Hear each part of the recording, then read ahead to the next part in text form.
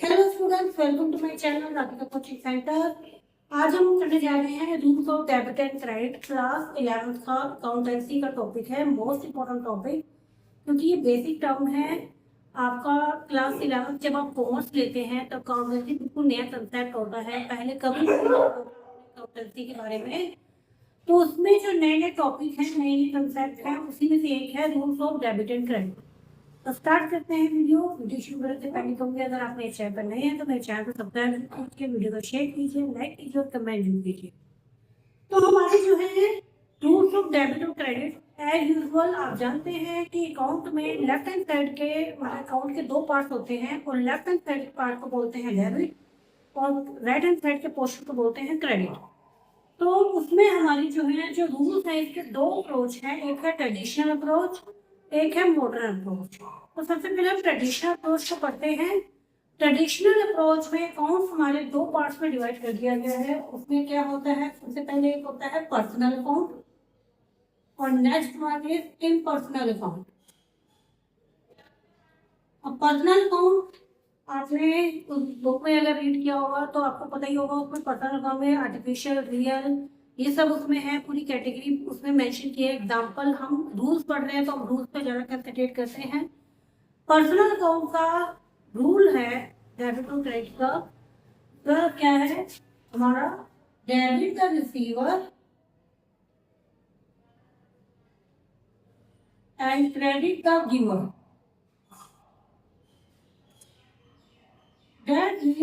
अगर आपको कोई एंट्री दी है, तो ट्रांजेक्शन दी है, उसमें जो पर्सनल जो नाम मेंशन किया है, for example Ram paid rupees 10,000, तो हे Ram is what, Ram paid, Ram ने पेमेंट की है, that means Ram is the giver. तो उस केस में राम जो है वो क्रेडिट होगा। डिपेंड करता है सिचुएशन कैसी है। कई बार क्या होता है, क्वेश्चन ऐसा होता है जैसे गुड्स परचेज फ्रॉम राम, उसके बाद लिखा होता है and payment made in cash. उस केस में हमारी ट्रांजेक्शन कैश में हो रही है, तो राम से लिंक खत्म है, तो राम का इसमें अकाउंट नहीं ओपन होगा। ठीक है ना। तो डिपेंड करता है कि उसमें जो है उसका अकाउंट ओपन हो रहा है कि नहीं हो रहा। अगर उस नाम पर्सनल वाले का अकाउंट ओपन हो रहा है तो उसको आपने देखना है कि वेदर ही रिसीवर और ए गिवर। अगर वो रिसीव कर रहा है तो डेबिट होगा, और गिव कर रहा है तो क्रेडिट होगा। तो इसका रूल क्या है, debit the receiver and credit the giver. ठीक है। आल है इन पर्सनल अकाउंट दो पार्ट्स में डिवाइड हो जाता है। First one is real and other one is nominal account. Real account is related to assets, for example land and building, furniture, motorcycle, computer software, goodwill, ये आपका जो है आपका रियल अकाउंट में आ जाता है। और nominal account is what, expenses, losses, जितने भी आप गुड्स परचेज कर रहे हैं, मतलब परचेजेस, सेल्स, रेवेन्यू, इनकम, आपका profit, loss, depreciation, bad debt recover, सब का सब हमारा नॉमिनल में आएगा। ठीक है। तो मैं इसको थोड़ा हटा रही हूँ, यहाँ पे मेंशन कर रही हूँ पूरा क्लियर। तो रियल अकाउंट का रूल पढ़ते हैं, दो पार्ट्स में डिवाइड हो गया। रियल अकाउंट का रूल क्या हुआ, debit what comes in and credit what goes out.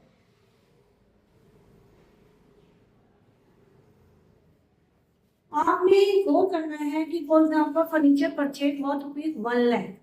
In this case, furniture is purchasing and furniture is coming to the business. तो furniture is real account and it is coming. तो furniture account क्या होता है ना, debit, debit word comes in। तो that means अगर कोई asset आ रही है, उसे परचेज किया जा रहा है, तो वो डेबिट होगा। एंड अगर एसेट इज सोल्ड, अगर उसे बेचा जा रहा है, फॉर एग्जाम्पल मशीनरी सोल्ड, बहुत तकलीफ टूल है, तो मशीनरी के में मशीनरी गोइंग, तो क्रेडिट हो गया, क्रेडिट वर्ड गोज आउट। तो ये हमारा किसका रूल है, रियल अकाउंट का। अब है नॉमिनल अकाउंट। नॉमिनल अकाउंट आता है सारे खर्चों का, for example salary, wages, rent, electricity bill, discount. Discount भी दो तरह के होते हैं, डिस्काउंट अलाउड है, discount received, bad debt, audit fees, commission, cartage, परेड, ये सब का सब हमारा नॉमिनल अकाउंट में आता है। तो नॉमिनल अकाउंट का रूल क्या होगा, इसमें डेबिट का रूल क्या होगा, मैं यहाँ मेंशन कर रही हूँ, debit all the expenses and losses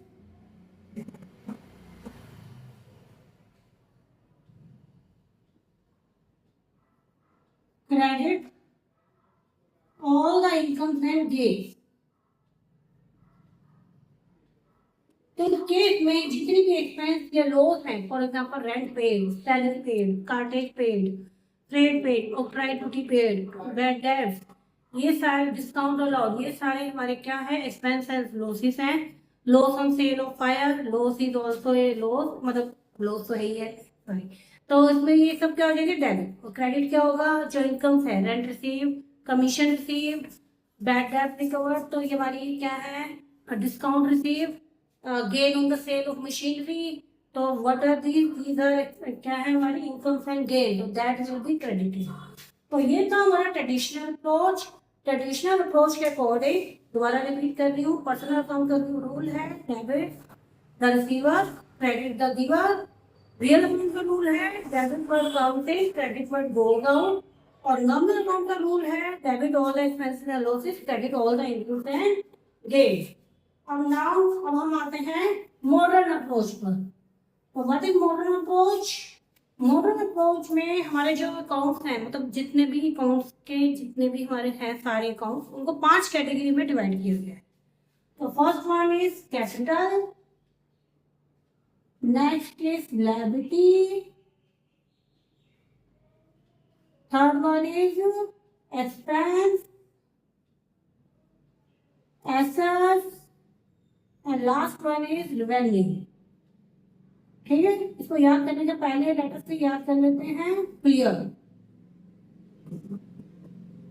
capital, liability, expense, asset and revenue. ठीक है, तो इसमें इन्होंने कैसे याद करने का तरीका है, इसमें इंक्रीज और डिक्रीज के लेवल से बताया। ठीक है, तो आपने इस केस में इन 3 केस में सेम चल रहा है। कैपिटल और लायबिलिटी आपको पता ही होगा कि asset equal to liability plus capital. तो आपका जो कैपिटल और लायबिलिटी है एक जगह चलता है, इसमें debit the decrease and credit the increase. Same debit, मैं एरो डाल रही हूँ इसमें, decrease, debit the decrease and credit the increase. अगर आपका लायबिलिटी बढ़ रही है तो वो क्रेडिट होगा। फॉर एग्जाम्पल बैंक लोन, मतलब बैंक लोन अगर हमारा लोन लिया है, loan is taken from bank, तो लोन इज इंक्रीजिंग, तो हमारा लोन जो है वो क्रेडिट हो जाएगा इसकी लिस्ट में, यानी लोन हमारा बढ़ रहा है तो credit the increase. If loan is paid, तो अगर आपने बैंक लोन पे कर दिया है तो लायबिलिटी आपकी डिक्रीज हो रही है, तो उस केस में बैंक लोन डेबिट हो जाएगा, टू हमारा क्या हो जाएगा, बैंक। ठीक है, सेम ऐसे कैपिटल, अगर आपने एडिशनल कैपिटल इंट्रोड्यूस की है, आपने कैपिटल और लगाई है, तो उस केस में हमारी कैपिटल क्या हो जाएगी, इंक्रीज हो जाएगी, क्रेडिट द इंक्रीज, वो कैपिटल हमारी क्रेडिट हो जाएगी। लेकिन अगर आपने कैपिटल में से विड्रॉ कर लिया है, आपने ड्राइंग की है, ड्राइंग फ्रॉम द कैपिटल, तो आपकी वो कैपिटल डिक्रीज हो जाएगी, डेबिट का डिक्रीज। नाउ यहाँ पे रेवेन्यू भी सेम केस चलता है, debit the end credit the increase. अगर आपकी रेवेन्यू इंक्रीज हो रही है, फॉर एग्जांपल सेल्स आपकी बढ़ रही है, तो सेल्स क्रेडिट हो जाएंगे। एक्सपेंस और एसेट्स में एक जैसा चलता है, क्या होता है, asset debit the increase and credit the decrease. Asset जैसे कि लायबिलिटी बोल गई, एसेट जैसे कि आपकी land and building, furniture, machinery, अगर आपने परचेज की है तो ये डेट मीन्स ये बिजनेस में इंक्रीज हो रही है तो डेबिट होगी। और अगर आपने एसेट्स बेची है, जैसे आपने लैंड बेच दिया, बिल्डिंग बेच दी, फर्नीचर बेच दिया, मशीनरी बेची है, तो क्या होगा, क्रेडिट होगा।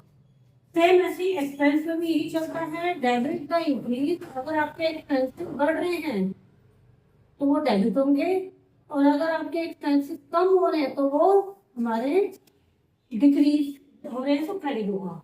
तो अब ध्यान से देखिए, इन दोनों केस में एक जैसा चल रहा है, एक्सपेंस और एसेट है, बाकी इन तीनों में एक जैसा चल रहा है। Debit the increase, credit the decrease दो केसेस में है, कहाँ, एक्सपेंस और एसेट्स में। कैपिटल, लायबिलिटीज एंड रेवेन्यू में हमारा एक जैसा चल रहा है, debit the decrease and credit the increase. तो ये था हमारा rule of debit and credit. ये उम्मीद है आपको ये टॉपिक अच्छे से समझ में आया होगा। 2 तरह के अप्रोच है, मॉडर्न और ट्रेडिशनल दोनों अप्रोच से आपको इस वीडियो में क्लियर किया गया है। वीडियो अगर पसंद है तो वीडियो को लाइक करें, शेयर करें और कमेंट भी करें। Thank you.